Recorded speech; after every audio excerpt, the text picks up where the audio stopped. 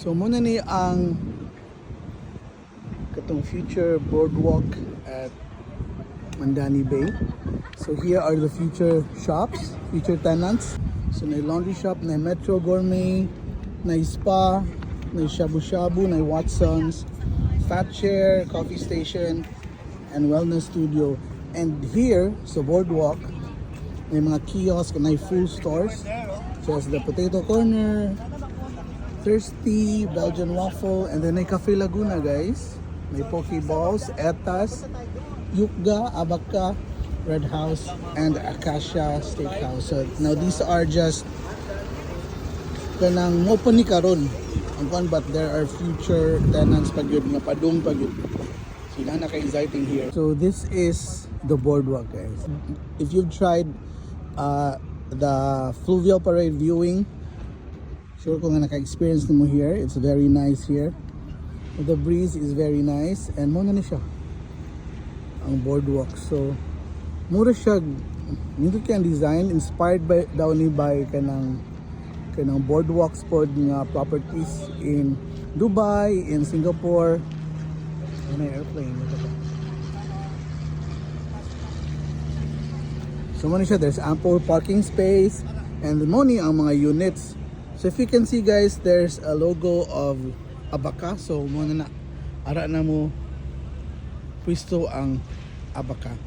So each unit daw can pwede maka pa-occupy around 4 tenants, but depende mo sa tenant. Na tenants nga mo occupy the entire building, na po tenants nga 1 floor lang or 2 units lang. So na siya, mo ni siya ang boardwalk. So very exciting. Na po Starbucks diri, guys, soon. So nindot kayo if you're a resident here, or if you're from Mandawi City, or unsa ba taga-asa mo. Dito na mo diri kay this will be open to the public beginning July. Wala pa yung exact date, but the boardwalk will be open to the public beginning July this year. So wala pa yung mag-stores nga mag-open na, but by October daw, all stores nga katong nakita ninyo sa poster there, all stores will already be open by October. But this July nga mag-open ang boardwalk, wala pa yung stores, okay? But this will be open to the public para ma-experience sa public ang beauty diri sa boardwalk. So mani siya, this is the street level of the boardwalk nga mga tenants nga mga building. So dako gid siya per unit. So nay uban lang mo occupy lang og very small space. Nay uban mo occupy og the entire structure. Then nagiuban nga mo cross pa gid og other building. So inana siya. Nice kaya. Now let's go padung dito sa boardwalk yun. So there you can see the logos na. The Abaka, Cafe Laguna is gonna be there. And over there is gonna be another tenant. So look at that. Ito kasi yung parang activity center. Yan yung mga halls na yan, yung mga May mga busking dito.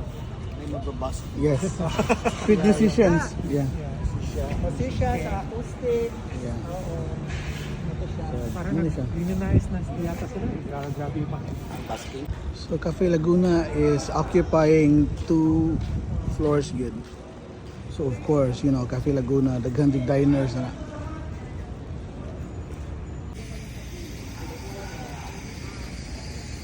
Here, near sa tip is the Acacia. Wow, very exciting. Okay. Ginahan biya kay kuya ng Acacia. Lami kini Laguna Steaks.